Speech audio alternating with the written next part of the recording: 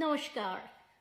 Today we are going to drape a sari the Bengali traditional way, the way my grandmother and the grandmother before her and her grandmother have been draping the sari, not the Bollywood style Dolly Jain and Tia Bhuva and all that kind of Bengali sari.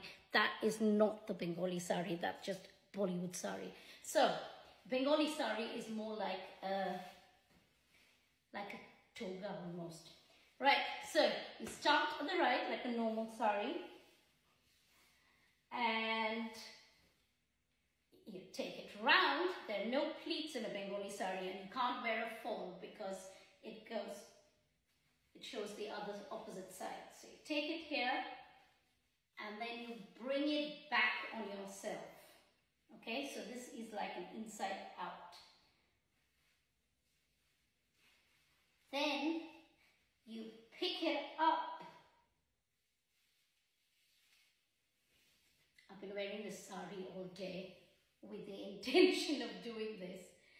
And so you pleat your pallu, and the pallu, you put it all the way down as long as you can, and then you bring it around and you do this. This is a Bengali sari. This is the traditional way of wearing a Bengali sari. This is what it looks like, not like how the Bollywood people are showing it.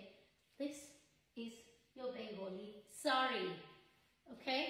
So you could wear it in the old days. Because this bit is short, people would tie their keys. So you take your key. Yes, my Tesco thing is on there. And you make a little knot. And that way, the weight of the key will keep that in place. And this, my dears, is the way you wear a Bengali sari. Okay? So, when you've seen people have it on both sides, then they take this bit and they put it on this side. And that is your Bengali drape. You see? So simple. No 2-3 pleats, nothing. Doesn't look as graceful or beautiful like the ones they make you wear in Bollywood movies, but this is a Bengali sari drape and this is how it is. There is no fall, there's never any fall because it would show the inside out. Let me know what you think. And by the way, the other thing that another lady is showing, Pacha Bhaj sari, that is not Bengali, that is a Kurgi drape. So I can show the Kurgi drape next time. Let me know if you want me to. Bye for now.